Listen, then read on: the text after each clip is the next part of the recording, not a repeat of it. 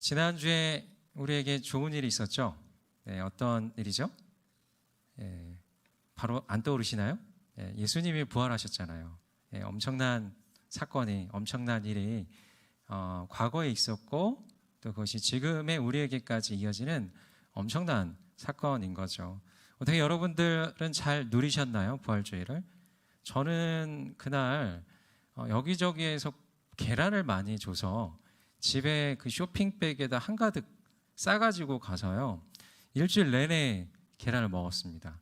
네, 구운 계란, 반숙 계란, 여러 등등의 계란들을 일주일 내내 먹었고, 또 집에 오면서 올라오면서 어떤 계란은 전도형 계란이어가지고 어떤 사람이 딱 타서 그 아저씨에게 제가 계란을 하나 예쁘게 포장되어 있는 거를 드렸어요. 전도형으로 오늘 교회에서 받은 거라고 하면서 그렇게 드렸는데, 하나를 드리니까 아내가 째째하게 왜 하나만 주냐고, 그래서 하나 더 해서 드렸는데 잘 받으시더라고요. 거부감 없이 굉장히 기뻐하면서 잘 받으시고, 그렇게 일주일 동안 계란을 많이 먹으면서 부활주의를 잘 누리면서 그렇게 보냈습니다.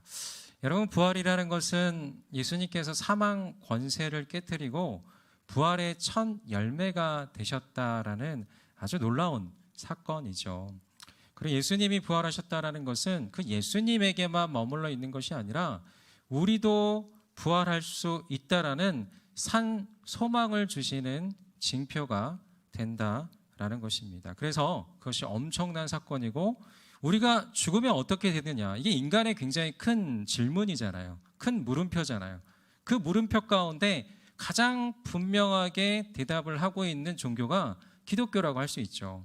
예수님께서 부활하셨고 우리도 역시 그 부활의 능력으로 우리를 구원시키시고 부활하시고 하나님께 우리를 인도하신다라는 그 엄청난 의미가 담겨 있는 것이 부활절이라고 할 수가 있습니다.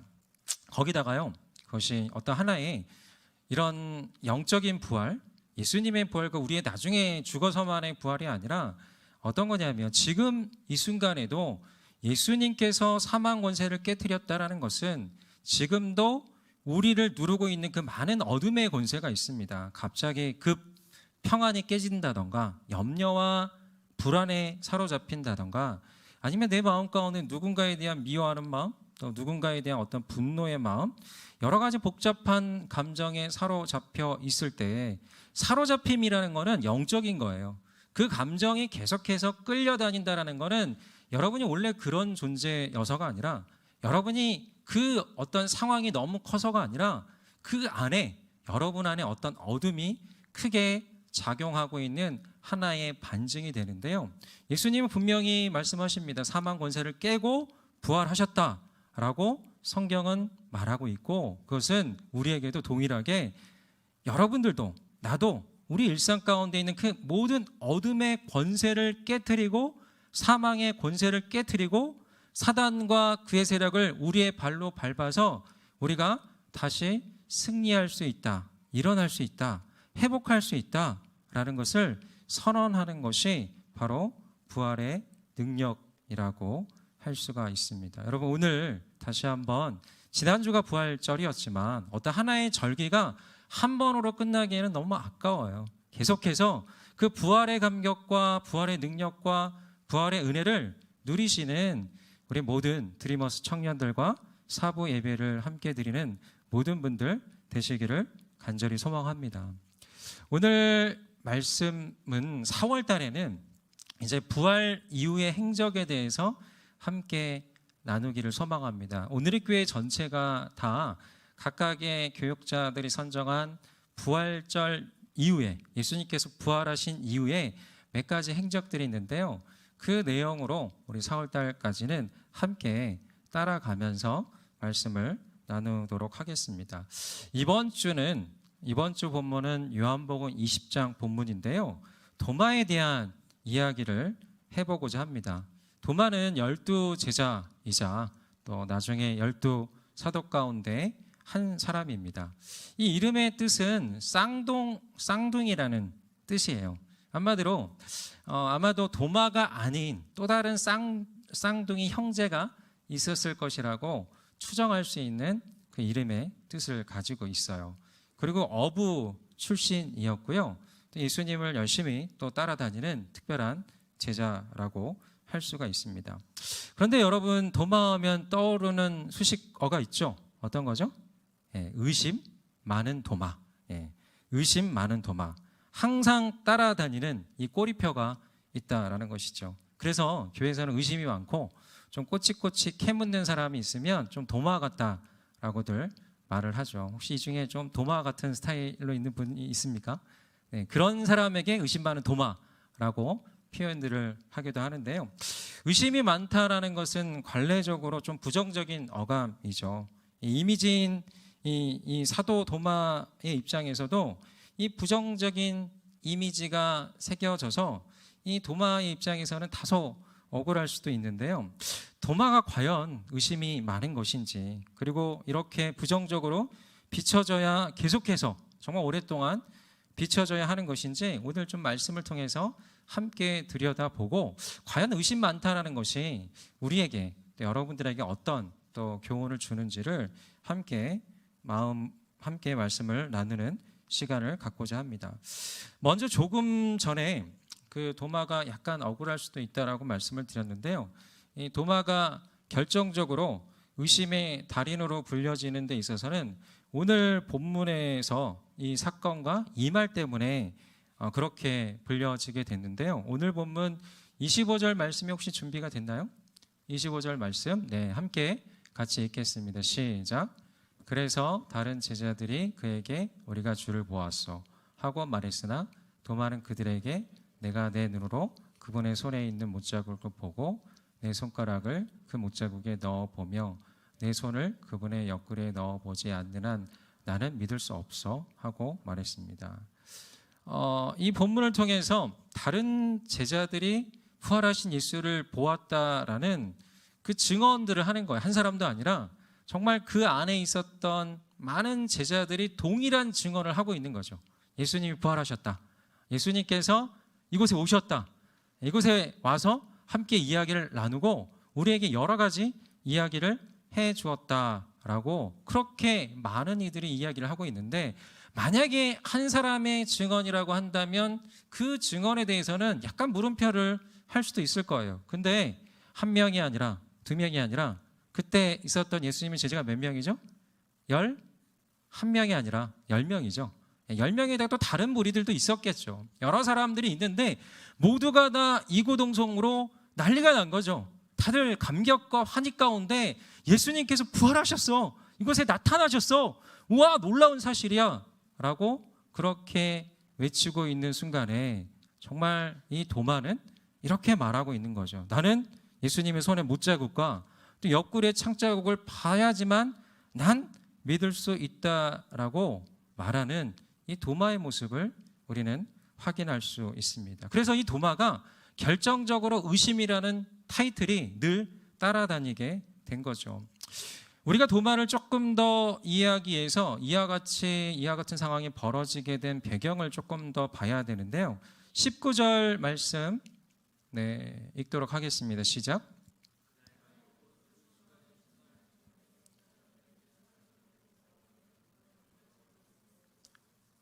그때 예수께서 오셔서 그들 가운데 서서 말씀하셨습니다. 너희에게 평강이 있을지어다. 제자들은 지금 어떤 집안에 모여 있는데 이 제자들의 마음의 상태는 다소 혼란스러운 상황이었습니다.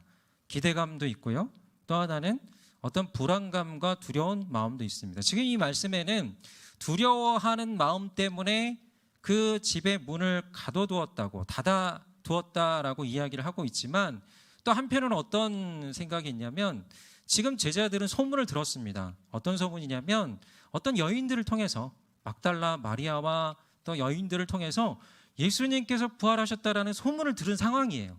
그리고 엠마오로 가는 제자들도 역시 2명의 제자들이 있는데 그 제자들을 통해서도 예수님께서 부활하셨다라는 소문을 들어서 알고 있는 상황 가운데 있었습니다. 그래서 정말 부활하신 게 아닌가?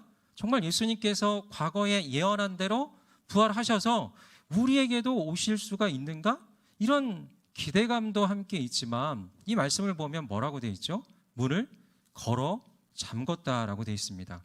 유대인들을 두려워해서 걸어 잠궜다라고 되어 있습니다. 한마디로 예수님께서 십자가 형벌에 돌아가신 것처럼 동일하게 그 예수님의 죄에 자기네들도 묶여서 함께 동일한 고난과 동일한 핍박을 받지 않을까라는 그 두려움에 사로잡혀서 부활에 대한 기대감, 부활에 대한 감격도 함께 있지만 그것만이 아니라 바로 이 두려움 가운데 사로잡혀 있는 이 사람들의 모습을 볼 수 있습니다. 그런데요, 19절 말씀을 다시 한번 여러분들 보시면 그 걸어 잠그고 있는 상황 가운데 갑자기 문도 열어드렸다라는 이런 구체적인 내용도 없는데 예수님이 짠하고 제자들이 모여있는 한복판에 등장하신 거예요.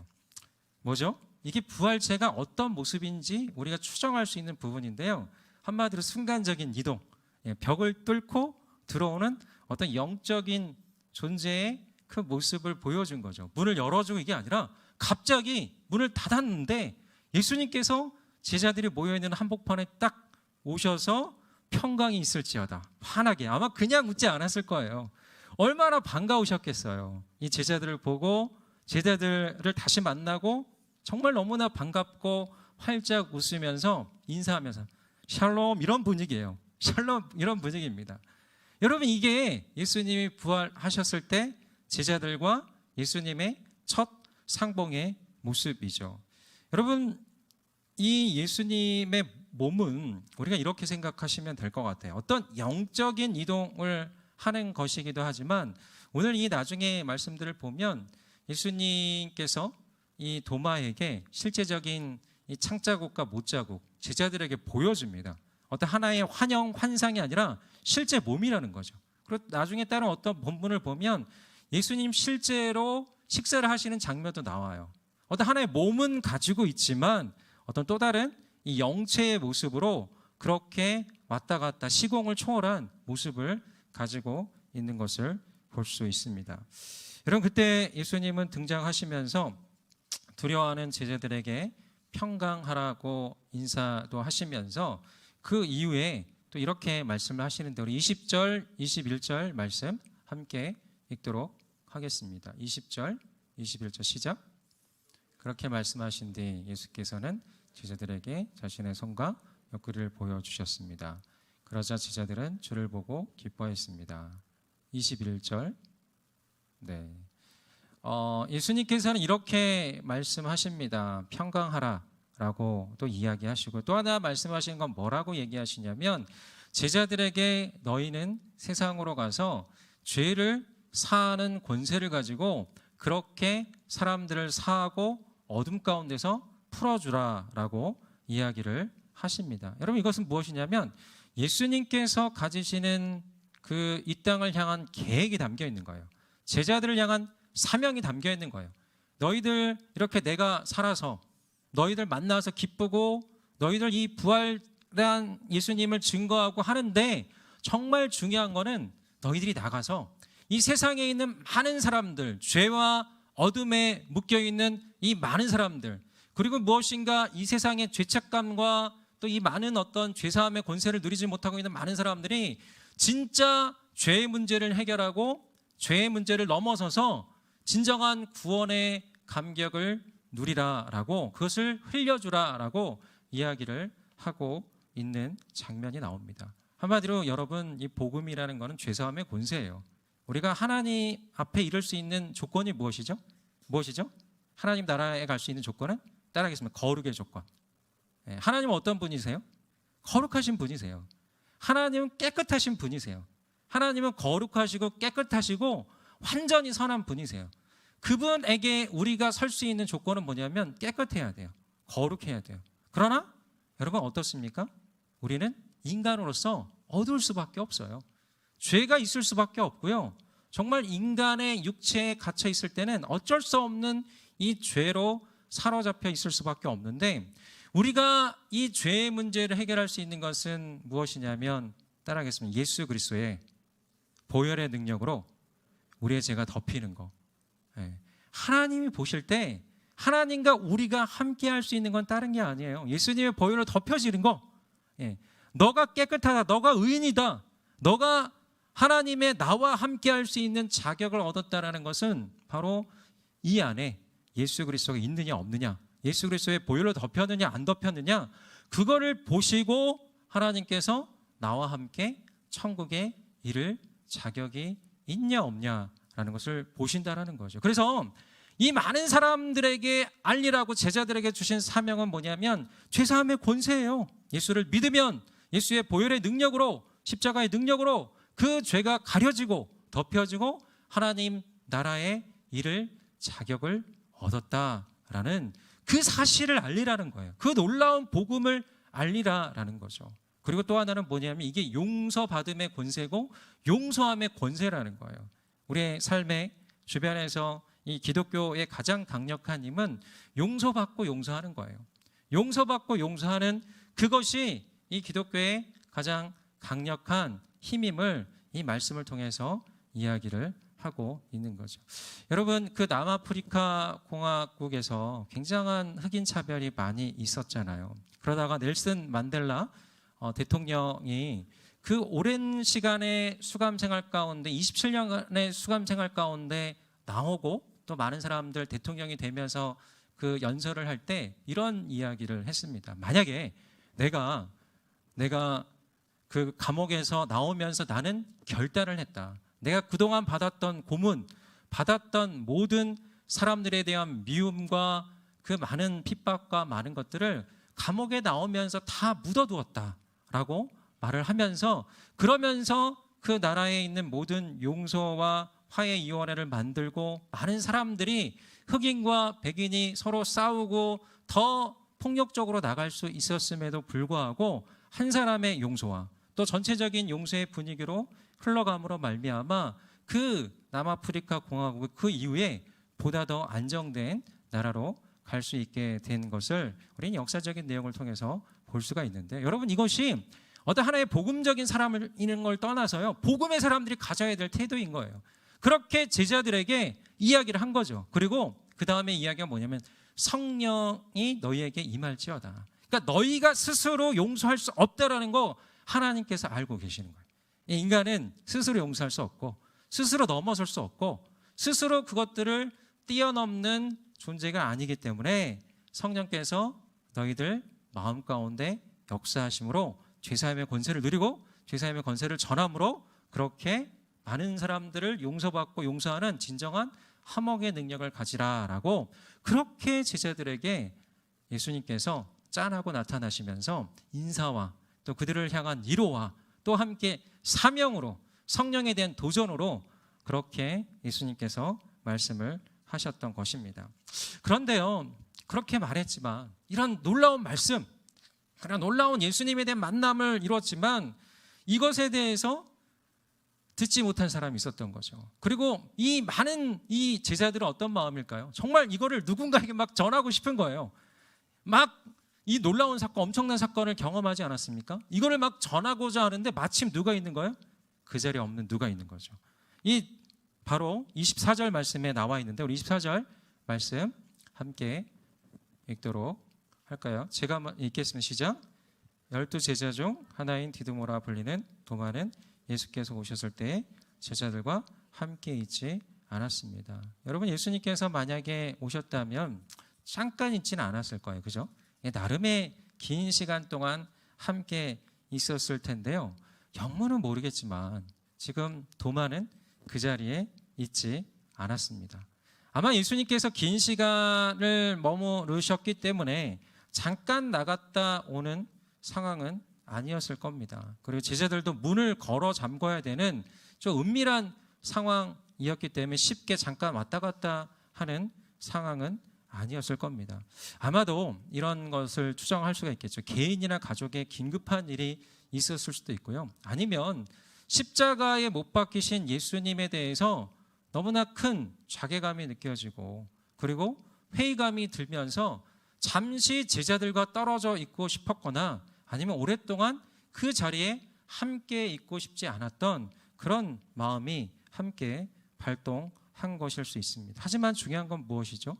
바로 어떤 이유에서건 이 중요한 자리에 함께 있지 않음으로 말미암아 예수님과 제자들과의 역사적인 첫 상봉의 장면을 놓치게 되는 이 불운의 한 명이 된 것이죠. 하필 도마는 그렇게 중요한 자리에 있지 않았습니다. 꼭 있어야 할 때 없는 사람들이 있지 않습니까? 그리고 당연히 있을 줄 알았는데 또 너무 중요한 자리인데 그 자리에 빠지는 사람들이 있지 않습니까? 여러분, 도마가 의심 많은 도마라고 하지만 정작 가장 근본적인 이유는 이 중요한 자리, 중요한 곳에 있지 않았기 때문에 그 나머지 내용으로 함께 간 것이죠. 여러분, 우리도요, 정말 은혜의 자리, 또 축복의 자리, 또 부활하신 예수님을 만나는 그 자리가 우리 가운데 너무 필요하다라고 할 수가 있습니다. 그러면서요, 저는 한 세 가지로 여러분들에게 말씀을 드리고 싶은데요. 우리에게 정말 중요한 것은 우리 인생에서, 우리 인생을 전체를 놓고 딱 봤을 때 인생은 한 번뿐이잖아요.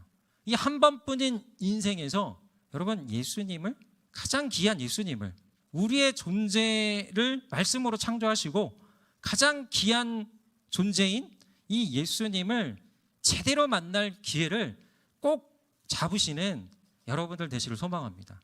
놓치지 않는 여러분들 되시를 소망합니다.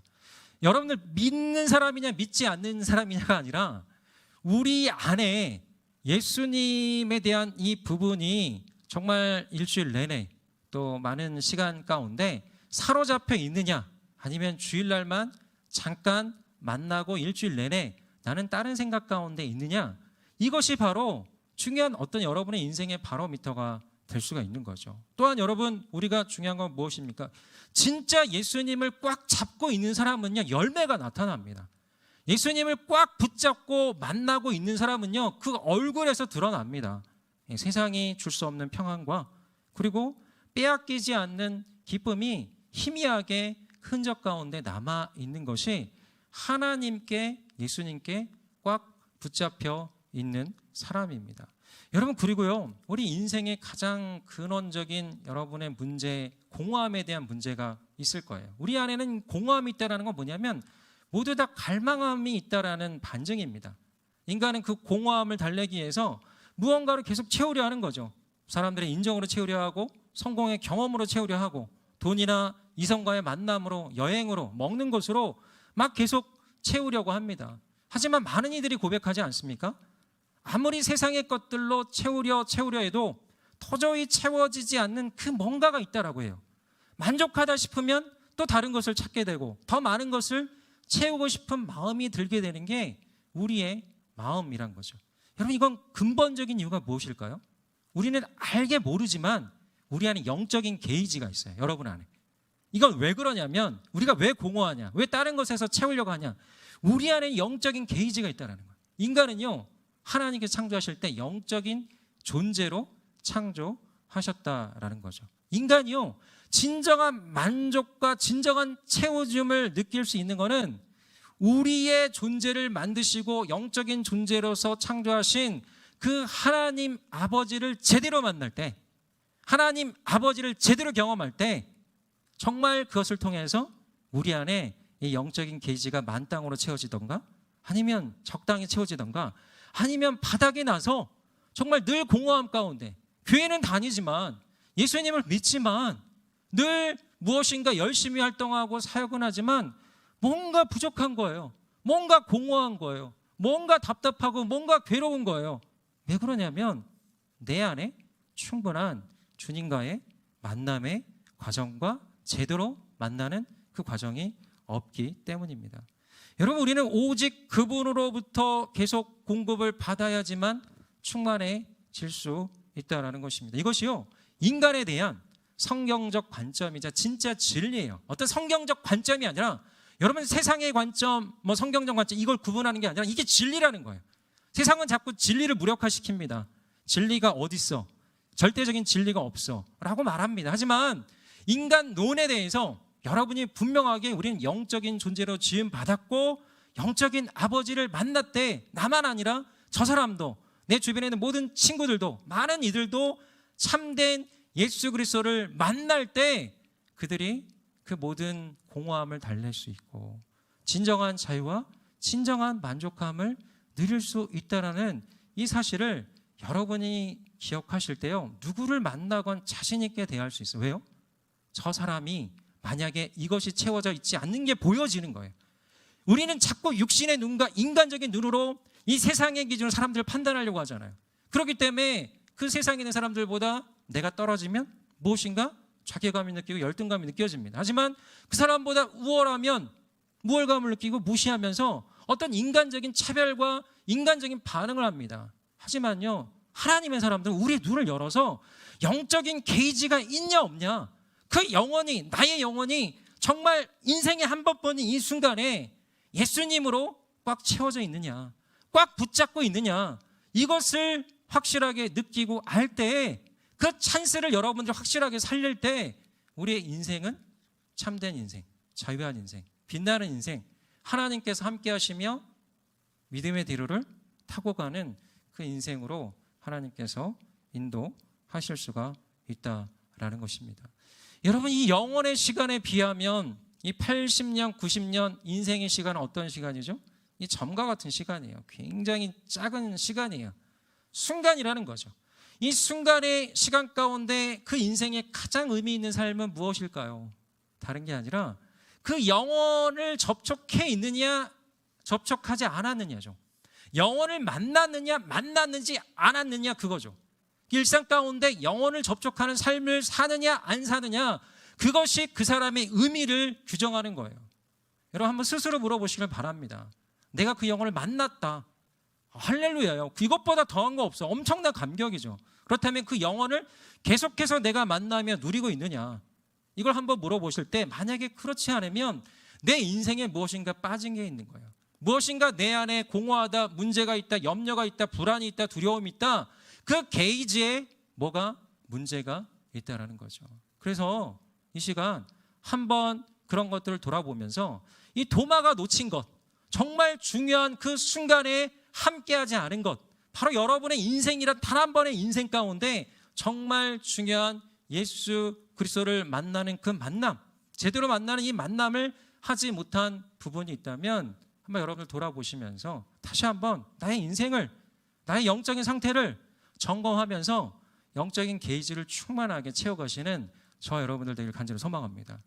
여러분, 또한 이 청년들에게 여러분 말씀드리고자 하는 것은 전도서 12장 1절에 이렇게 말하고 있어요. 너는 청년의 때에 창조주를 기억하라. 따라하겠습니다. 너는 청년의 때에 창조주를 기억하라. 여러분, 청년의 때가 딱 일정 기간 오잖아요. 그죠? 예, 이게 순식간에 갑니다. 예, 저도 어느 순간에 보니까 50을 바라보고 있어요. 예, 순식간에 갑니다. 청년의 때. 근데요, 정말 하나님께서 가장 중요하게 여기시는 이 말씀, 청년의 때에 너희 창조주를 기억하라 라고 말씀하고 있습니다. 뭐 창조주를 기억하기만 하라는 걸까요? 창조주를 떠올리고 교제하고 만나고 그분을 위해서 정말 열정적으로 섬기고 교회와 공동체와 사역과 하나님을 위해서 달려나가라는 특별한 이 말씀이라고 할 수가 있습니다. 여러분, 우리 청년들이 지금 어디에 여러분 마음을 쏟고 집중하고 있습니까?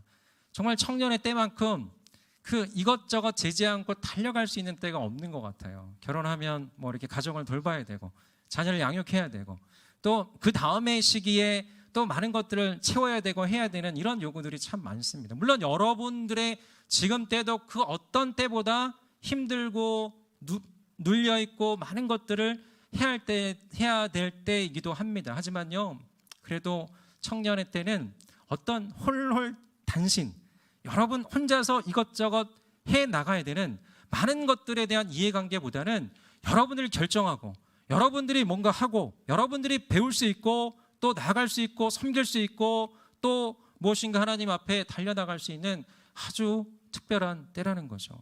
여러분이 그렇게 하나님 앞에 헌신적으로 특별한 섬김으로 또 간절한 예배로 열정적인 하나님에 대한 마음으로 나아갈 때요, 하나님은 시편 말씀처럼 새벽 이슬 같은 청년들이 주님 앞에 나아온다라고 여러분을 향해서 고백을 하십니다. 여러분, 이때가 아니면 우리가 주님을 향해서 뜨겁게 나갈 때가 또 언제 더 있을까요? 여러분, 제안합니다. 여러분, 무엇이든 달려나가시면 좋겠어요. 우리가 계속해서 아우리치에 대해서 여러분들 홍보하고 또 알려드리는데 더 많은 분들이 신청하고 주님 앞에 헌신하며 섬기며 나아갔으면 좋겠어요. 이것저것 문턱이 높다.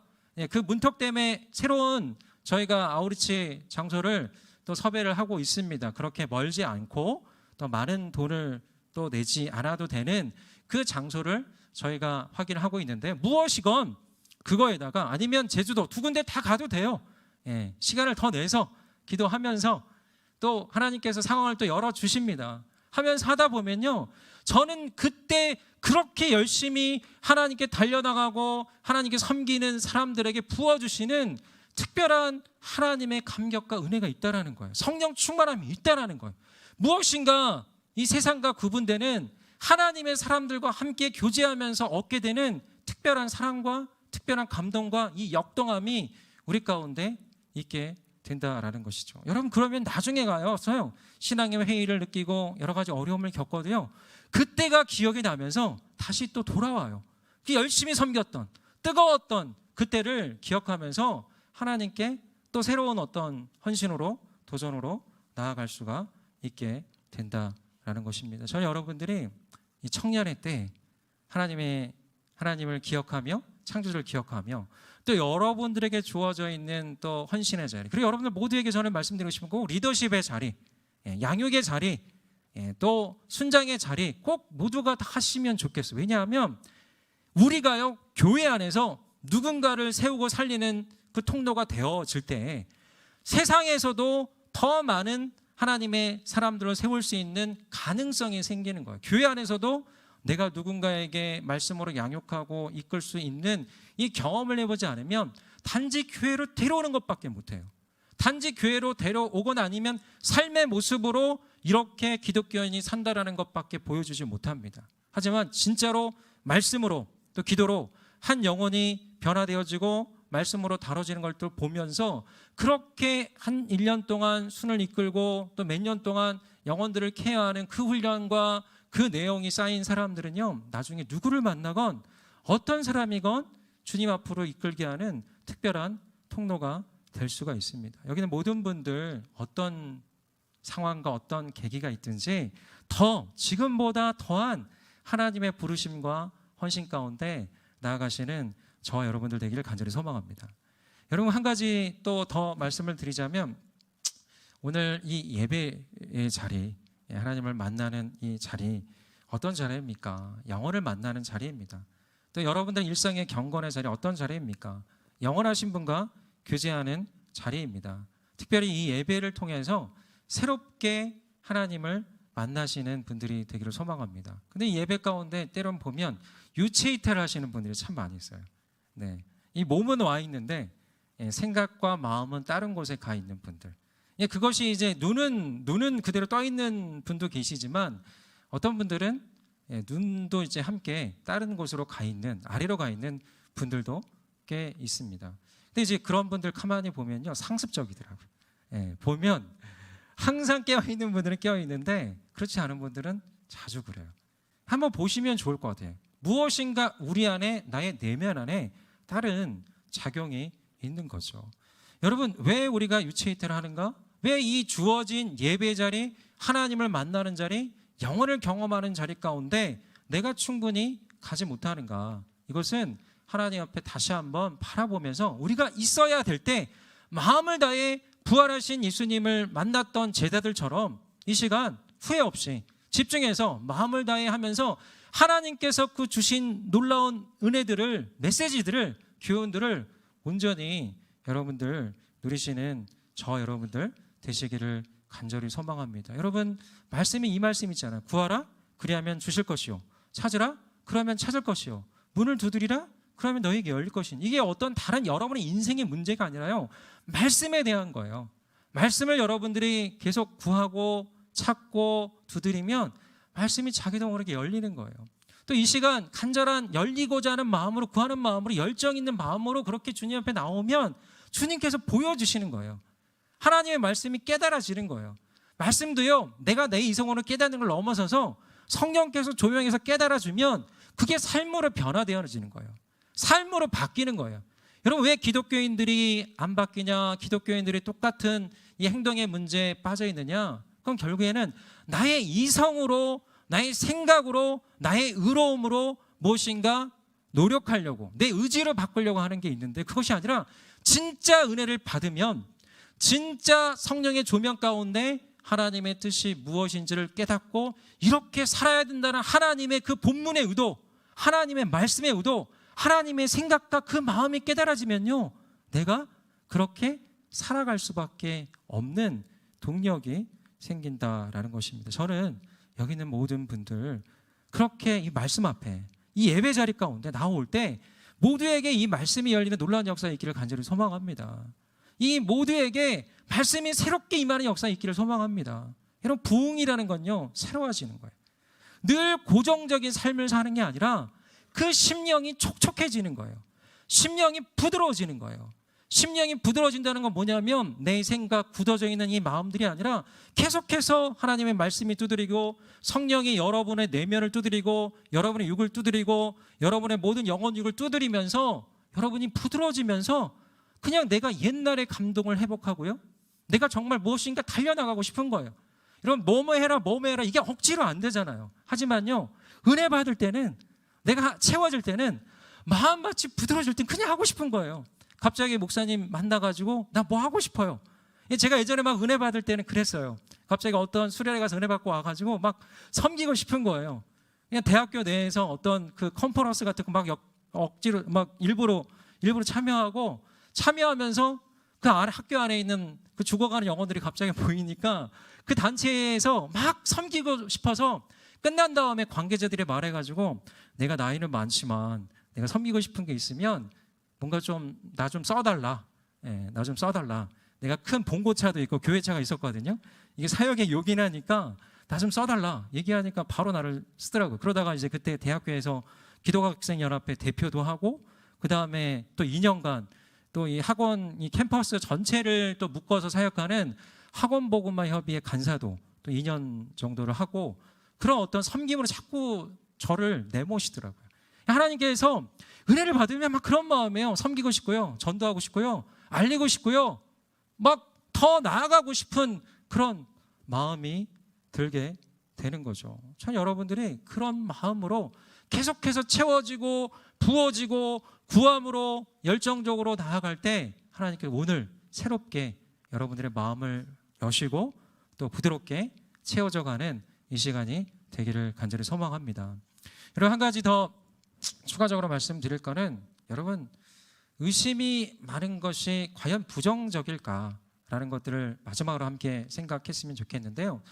도마가 의심이 많다기보다는 요한복음 말씀 전체적으로 보면 좀 질문이 많은 사람이에요. 질문이 많은 사람. 어떤 때는 예수님께서 나사로에게 갈 때 거기에 죽을 수도 있는데 예수님께 가자고 하니까, 에이 그래, 우리 함께 주님을 따라서 죽으러 가자, 이렇게 말하면서 의리가 있고, 그리고 굉장히 또 뜨거운 열정에 사로잡혀 있는 모습도 보이는 게 도마의 모습입니다. 그런데요, 어떤 때는 또 이렇게 질문한 게 있어요. 예수님께 갑자기 제자들을 불러다 놓고 성만찬이 끝나고 나서 이렇게 얘기하는 거죠. 나는 하나님 아버지께 간다, 너희들 처소를 예비하러 간다 라고 이 뜬금없는 이야기를 하면서 내가 가는 곳을 너희가 안다, 이해가 안 되는 이야기를 하니까 많은 사람들이 잠자코 가만히 있을 때 도마가 이렇게 묻습니다. 요한복음 14장 5절 말씀을 보면, 과연 주님께서 가는 곳이 어디인지 우리는 알지 못합니다 라고 이야기를 합니다. 그때 예수님께서 아주 명언을 하시는 거죠. 14장 6절 말씀 한번 같이 읽을까요? 시작.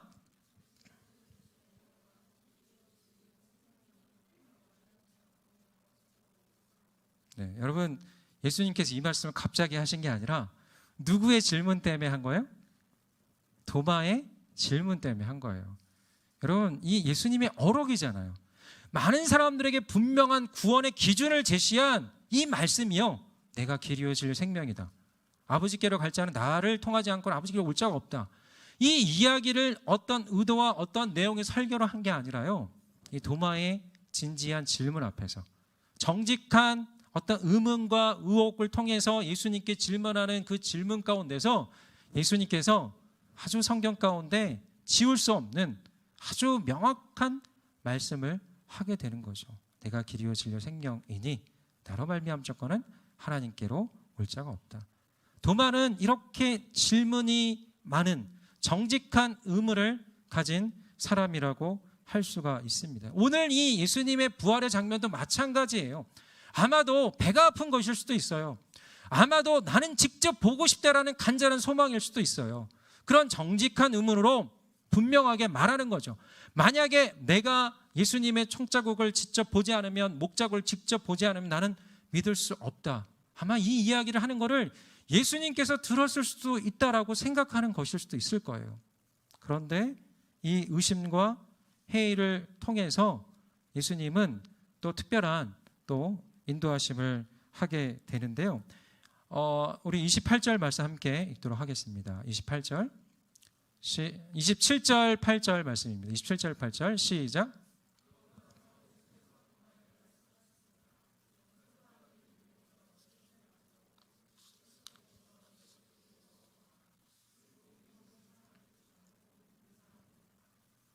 (28절) 시작.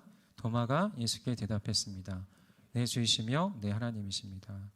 여러분, 도마에게 다시 나타나셨습니다. 26절 말씀을 보면 여드레 만에 나타났다고 되어 있는데요, 이 여드레라는 것은 완전수 7의 다음 날, 새로운 날의 시작을 얘기하는 거예요. 이 도마를 향한 새로운 날이죠. 또 모두를 향한 새로운 날인데, 의심 가운데 사로잡혀 있었고 그것에 대해서 간절히 외치고 궁금해하던 이 도마를 향해 예수님은 새로운 날에 한 번 더 등장하시면서 봐라, 내 창자국을 봐라, 봐라, 내 못자국을 봐라 라고 이야기하시면서 보지 않고 믿는 자는 복이 있다라고 말을 하고, 도마는 뭐라고 말하죠? 그때 신앙 고백이 터져나는 거예요. 의심 속에서, 질문 속에서 이제 뭐죠? 나의 주, 나의 하나님이십니다 라고, 이제 의심이 아니라, 의혹이 아니라, 질문이 아니라 믿음의 사람으로 거듭나는 그 모습을 볼 수가 있습니다. 여러분, 예수님은요, 이렇게 우리의 의심과 의혹까지도, 어떤 질문까지도 끊임없이 수용하며 받아들이고 있는 분이 우리 예수님임을 볼 수 있는데요, 우리 그림 한 장 보여드릴게요. 그림 한 장 보여드릴 텐데, 여러분, 이게 카라바조 16세기의 이탈리아 화가의 작품인데요, 의심하는 도마라는 작품입니다. 이 옷을 보면 웬만한 성화는요 굉장히 초월적이고 성스러운 느낌인데, 이것은 그런 느낌이 들지 않죠. 굉장히 직설적이고, 그리고 무엇인가 어두운 느낌, 무엇인가 그 굉장히 무거운 느낌, 긴장됨도 느껴지는 성화라고 할 수 있습니다. 한복판에 네 인물이 나오는데요, 그 네 인물이 하나같이 향하는 시선이 있죠. 그 시선이 어디죠? 바로 예수님의 옆구리의 창자국입니다. 그 창자국을 향해서 이 세 명의 제자들도 긴장된 눈빛으로 바라보고 있고, 그리고 그 창자국은 가로로 굉장히 짙게 베어 있고요. 그리고 이 도마겠죠. 손가락을 찌른 사람은 도마인데, 도마는 깊게 베어 있는 그곳을 향해서 마치 어떤 부검하는 사람처럼 그렇게 노려보면서 유심히 바라보고 있는 장면을 볼 수가 있습니다. 여러분, 이게 굉장히 충격적인 것은 어떤 외경심도 없어요. 이 장면에 이 특별한 성화 같은 분위기도 없어요. 하지만 중요한 건 뭐냐면, 여러분, 여기서 도마의 손을 끌어당기고 있는 예수님의 손이 굉장히 특별하다는 거예요. 도마의 손을 끌어당긴. 여러분, 이거와 성경은 서로 다릅니다. 성경은 어떤 거죠? 도마가 직접 만져보지는 않았어요. 직접 만져보지는 않았고, 그냥 예수님이 말씀하시자 보지 않고도 믿는 자는 복이 있다라고 했을 때 나의 주, 나의 하나님으로 고백을 한 겁니다. 하지만 이건 뭐냐면, 이 도마의 의심까지도, 도마의 의혹까지도, 도마의 인간적인 회의까지도 다 수용하고 있는 그 예수님의 인격과 예수님의 그 사랑을 함께 보여주고 있는 성화라고 할 수 있습니다. 여러분, 신앙에 대해서, 믿음에 대해서, 하나님에 대해서, 예수님에 대해서, 성경에 대해서 우리가 의심할 수 있어요. 여러 가지 회의적인 생각이 가질 수도 있습니다. 그 많은 것들을, 중요한 건 뭐냐면 예수님은 다 수용하고 있다는 거예요. 여러분이 주변에 있는 어떤 믿음의 선배나 믿음의 사람들이 그것들을 받아들이지 않고 거부하고 왜 그렇게 꼬치꼬치 캐묻냐 이렇게 말할 수도 있지만, 하나님만큼은, 우리 예수님만큼은 그 모든 것들을 다 끌어안아서 결국에는 여러분들이 나의 주, 나의 하나님이라는 고백으로 터져 나오게끔 인도하시는 분이 우리 예수 그리스도시라는 것들을 여러분 기억하시길 소망합니다. 인간이 이렇게 바닥을 치고 의심의 바닥과 신앙의 바닥을 칠 때, 거기서 다시 일어날 때 어떻게 되는 거죠? 더한 신앙으로, 더한 믿음으로 우리가 성장할 수 있는 거예요. 여러분, 어떤 우상향 곡선이라는 게 있지 않습니까? 바닥을 치고 왔다 갔다 하면서 더 올라가는 것. 여러분 신앙도 우리의 삶도 많은 회의와 많은 질문과 많은 것들이 있을 수 있어요. 하지만 끊임없이 질문하시길 바랍니다. 끊임없이 의심하시길 바랍니다. 끊임없이 하나님께 물으시길 바랍니다. 하지만 예수님은 그 모든 걸 수용하면서 여러분을 믿음의 단계로, 여러분을 하나님의 사람으로 더욱더 이끌고 있다는 것들을 기억하시는 이 시간이 되기를 소망합니다. 여러분, 도마가 어떻게 바뀌었죠? 이렇게 완전한 신앙 고백으로 바뀌었고요. 그 뒤에 이 도마는 그냥 머물러 있기 싫었나 봐요. 이 확신 가운데 이 도마는 바로 파르디아, 그리고 인도, 그 다음에 에티오피아, 이런 쪽까지 쭉 다니면서 선교를 한 거예요. 그리고 심지어는 한국까지 왔다라는 이야기도 있어요. 뭐 진해나 이런 쪽에 있다라는 이야기도 있고요. 이 도마는 그냥 머무르지 않고 그 예수님을, 이렇게 완전한 확신 가운데 고백했던 예수님을 전하기 위해서 히말라야 산맥도 넘고 정말 그 많은 숱한 어려움을 넘어가면서 예수님을 증거하는 특별한 하나님의 사람으로, 완전한 확신 가운데 있는 사람으로 세워진 것을 보면서 여기는 모든 분들 다시 한번 예수님에 대해 진지한 질문 가운데 나갈 때 분명하게 주님은 여러분을 더한 믿음으로, 더한 확신으로 여러분들을 인도하게 되실 것이라 믿습니다. 그렇게 나가시는 우리 모든 예배하는 자들 되기를 간절히 소망합니다.